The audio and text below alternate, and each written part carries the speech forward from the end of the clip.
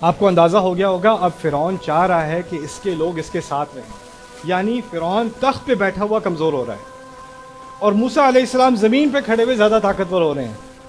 نہیں، پنکھا بند کرنے پسینے کی خیر ہے۔ Okay please turn it of, please turn it of. میں بھی ٹھیک ہوں۔ Okay thank you. رب المشرقی والمغربی وما بینہما ان کنتم موقنین، میرا رب مشرق کا بھی رب ہے، مغرب کا بھی رب ہے، ان کنتم تعقلون، اگر تم میری بات سمجھ رہے ہو سارے۔ اب موسیٰ علیہ السلام نے خطرناک بات کر دی، وہ یہ کی کہ دیکھو مشرق کا رب اور مغرب کا رب، یعنی سورج کے نکلنے کا اور سورج کے غروب ہونے کا رب میرا رب ہے، اگر باقی تم سب لوگ میری بات سمجھنے کی کوشش کر رہے ہو۔ اس کو کہتے ہیں اشارے میں بات کرنا، عقل مند کے لیے اشارہ کافی ہوتا ہے۔ دیکھو میں جس رب کی بات کر رہا ہوں وہ حکمرانی کا مستحق ہے، یہ انسان نہیں۔ دیکھو یہ کیسی باتیں کر رہا ہے، اس نے ایک عقلی بات ابھی تک نہیں کی، یہ جس بات سے پورے ملک کو چلائے گا۔ یعنی اب وہ چاہ رہے ہیں کہ اس روم کے اندر، اس کمرے کے اندر یہ کو ہو جائے۔ جس حکومت کی تصویریں ابھی امریکہ کے ڈالر بل پر ہوتی ہیں، جس کے ستون جا کر رومن امپائر نے ترکی میں جا کے لگائے، جگہ جگہ جا کے لگائے، کیونکہ وہ سے اتنے امپریس ہیں، جس کی کنسٹرکشن کی بنیاد پہ حکومتی بلڈنگوں کا ڈیزائن ہوتا ہے، عمارتوں کا ڈیزائن ہوتا ہے، اس کی حکومت ہل رہی ہے۔ نہ کوئی فوج، نہ کوئی پیسے لگے، نہ کوئی میڈیا لگا، نہ کوئی کیمپین ہوئی، بس حق بات کرنے سے، حق پہ لگے رہو، پیچھے مت ہٹو۔ اب تو اگر وہ بات اگر تھوڑی سی بھی سن لی تو حکومت ختم ہے فرعون کی۔ تو اب اس نے اپنا آخری ہیلہ استعمال کیا۔ وہ آخری ہیلہ کیا ہے؟ لَإِنِ اتَّخَذْتَ إِلَٰهًا غَيْرِي لَأَجْعَلَنَّكَ مِنَ الْمَسْجُونِينَ، خبردار اگر تم نے، موسیٰ کو کہا، تم نے میرے علاوہ کسی اور الہ کو پکڑا، کسی اور الہ پہ کے ساتھ لگے رہے، تو میں اس بات کو کر کے رہوں گا کہ تم جیل میں جاؤ، جیل والوں میں جانے کے ساتھ، جو باقی جیل میں جاتے ہیں ان کے ساتھ تم بھی جیل میں پھینکے جاؤ۔ دھمکی پہ آ گئے۔ یہ بات یاد رکھنا کہ جو حق کی بات کرتا ہے نا، اس کو دھمکی کی ضرورت نہیں ہوتی، اس کو جذبات کی ضرورت نہیں ہوتی، ٹھیک ہے نا؟ جس نے دھمکی دے کر بات منوانی ہے نا، اس نے پہلے ہی اس کی شکست ہو چکی ہے۔ اصل میں آخری جو ہیلہ ہوتا ہے نا انسان کا شکست سے پہلے، وہ ہوتا ہے کہ میں فورس استعمال کر دوں۔ لیکن آرگیومنٹ میں، ڈیبیٹ میں، حق اور باطل کی جو آپس میں جو ایک مقابلہ ہوتا ہے، اس میں صرف دلائل پر بات ہوتی ہے، عقلی بات ہوتی ہے۔ پہلے جذبات استعمال کیے جاتے ہیں، وہ بھی ایک طرح کی شکست ہے، لیکن وہ سارے جذبات بھی اگر ناکام کریں تو آخر میں انسان کس چیز پر آ جاتا ہے؟ دھمکی پر آ جاتا ہے۔ اگر یہ بات دوبارہ کی نا تو بس کہیں اور جا کے رات گزارو۔ اگر یہ بات دوبارہ کی، تمہاری فیسیں کون بھرے گا یہ سوچ لینا۔ اگر یہ بات دوبارہ کی، گاڑی کی چابی ادھر دو، فون دو اپنا، یہ کرو وہ کرو، پھر سے کوئی یہ بات، پھر سے کر یہ بات پھر سے۔ یہ جو کرتے ہیں نا، یہ کیا ہے؟ یہ اس بات کی دلالت ہے، اس بات کی پورا 100%، 1000% ثبوت ہے کہ جو یہ بات کر رہا ہے وہ غلط ہے۔ کیونکہ جو حق پر ہوتا ہے اس کو اس چیز کی ضرورت نہیں ہوتی، حق اتنا قوی ہوتا ہے کہ اس کو اور کسی چیز کا سہارا نہیں چاہیے ہوتا، ٹھیک ہے نا؟ تو یہاں جب اس نے یہ بات کی تو صرف موسیٰ علیہ السلام پر بھی یہ بات واضح نہیں ہو گئی، تمام اس کے کورٹ روم پہ یہ بات واضح ہو گئی کہ اب فرعون ہار چکا ہے۔ اور اب موسیٰ علیہ السلام کو بھی پتہ چلا اگر انہوں نے دوبارہ بات کرنے کی کوشش کی تو کیا ہوگا؟ جیل میں پھینکے جائیں گے۔ شروع میں نے کہا تھا فرعون کو محبت ہی، اب محبت بھی کم ہونے لگی ہے۔ کیوں؟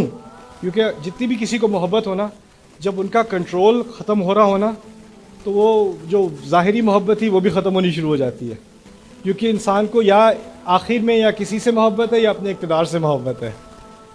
تو اس کو جتنی محبت اس کو اپنے اقتدار سے تھی اتنی موسیٰ سے نہیں تھی، یہاں تک کہ بہت بعد میں جا کے اس نے یہ بھی کہا قرآن میں، ذرونی اقتل موسیٰ ولیدعو ربہ، چھوڑو مجھے، میں خود ہی موسیٰ کو قتل کروں گا، پکار لے وہ اپنے رب کو۔ وہ بعد میں جا کے بات ہوئی، لیکن خیر اس بات کو اب مکمل کرتے ہیں۔ موسیٰ علیہ السلام نے آگے سے کہہ دیا اچھا ٹھیک ہے میں کچھ اور نہیں کہتا، بات تو ختم۔ لیکن جانے سے پہلے اولو جئتک بشیء مبین، میں اگر کوئی چیز آپ کو دکھا دوں جس سے بات واضح ہو جائے، میں کچھ کہوں گا نہیں، دکھا دیتا ہوں، کچھ لے آتا ہوں سامنے۔ تو فرعون بھی کہتا ہوگا سوٹ کیس تو ساتھ آیا نہیں کوئی، ایک بھائی ہے ساتھ، ایک سوٹی ہے ساتھ، کیا لے کے آئے گا؟ تو اس نے بھی بڑے گھمنڈ میں آ کے کہہ دیا فَأْتِ بِهِ إِن كُنتَ مِنَ الصَّادِقِينَ، لے آؤ، بڑے سچ بولنے والے ہو اگر تو لے آؤ، دیکھ لیں کیا لاؤ گے۔ پھر موسیٰ علیہ السلام نے کیا کیا ہے؟ میں وہ سانپ والی بات سے پہلے میں ایک تھوڑا سا آپ کو سائٹ پہ قصہ سنا دوں۔ یہ تقریباً بہت سالوں پہلی بات ہے، 1890 کی بات ہے۔ میں عربی پڑھایا کرتا تھا نیو یارک میں۔ تو بروکلن میں ایک پرانی سی بلڈنگ تھی نیو یارک میں، وہاں میں عربی پڑھا رہا تھا۔ اس طرف خواتین تھیں، ایکچولی اس طرف خواتین تھیں، اس طرف مرد حضرات تھے، اور میں کھڑا اسٹیج پہ میں عربی پڑھا رہا تھا۔ پرانی بلڈنگ تھی تو اس میں چوہوں کا مسئلہ تھا۔ تو اللہ کی ایک عجیب مخلوق، ایک چوہا، وہ لیڈیز سائڈ سے نکلا سامنے سے، اور یہاں آ کے وہ کھڑا ہو گیا لیڈیز سیکشن کے سامنے، اور لیڈیز کو جیسے وہ خطبہ دینے کے لیے تیاری کر رہا ہے، وہ آگے نہیں ہلا۔ اور میں عربی پڑھا رہا ہوں، میں نے نوٹ ہی نہیں کیا کہ وہاں چوہا کھڑا ہے، اور یہاں پہ جو مرد ہیں وہ سارے اس چوہے کو دیکھ رہے ہیں اور بڑے خوش ہو رہے ہیں۔ مرد دیکھ کے لگے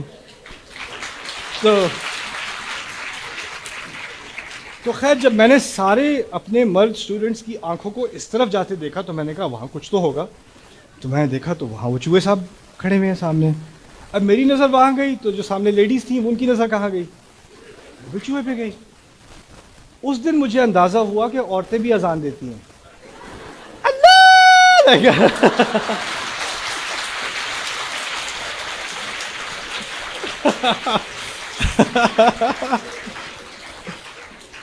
کوئی کرسی پہ چڑھی ہوئی ہے، دادی اماں کرسی پہ چڑھی ہوئی ہے، کوئی اللہ لا الہ الا هو الحی القیوم، وہ جو ہے نا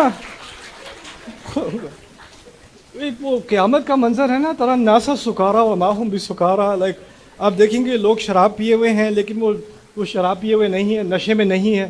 ایسی حالت، وہاں قیامت کا دن شروع ہو گیا لیڈیز سیکشن میں، اور وہ چوہا اپنی جگہ سے وہ دیکھ رہا ہے تماشا، وہ اپنی جگہ کھڑا ہے اور وہاں پہ، اور میں بھی کہوں یار، مجھے پھر اسی وقت خیال آیا کہ دیکھیں آپ کو میں نے جاب پکڑائی تھی نا پنکھے والی،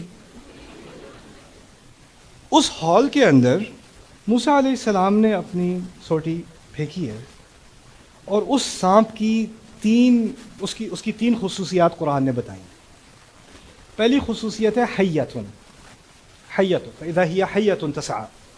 حیہ کہتے ہیں کوبرا کو، جس کے سامنے سے دانت نکلے ہوتے ہیں، اس کے ڈسنے سے موت آ جاتی ہے، تو یعنی اس کے دانت ہیں، اس کا منہ کھلا ہوا ہے۔ حیہ اصل میں حیات سے نکلا ہے۔ حیات کس کو کہتے ہیں؟ زندگی کو۔ حیہ یعنی وہ زندگی لینے والا، جب اس کا منہ کھل جاتا ہے نا تو زندگی ختم ہونے والی ہے نا، تو اس کو حیہ کہا جاتا ہے تعبیر میں۔ دوسری اس کی مثال دی ہے قرآن نے ثعبان۔ ثعبان کہتے ہیں ایسے بڑے اژدہا کو جو چھوٹے جانوروں کو نگل سکتا ہے۔ تو ایک طرف جو کوبرا ہوتا ہے وہ دبلا ہوتا ہے، اور ثعبان جو ہے وہ موٹا ہوتا ہے۔ قرآن نے یہ جو سانپ بنایا ہے نا، یہ اور ہی اسپیشیز ہے، یہ دونوں کی ایک کمبینیشن ہے، اور اتنی خطرناک ہے کہ اس کے بارے میں تیسری جو خصوصیت قرآن نے بتائی ہے وہ جان ہے، یعنی جن معلوم ہوتا ہے۔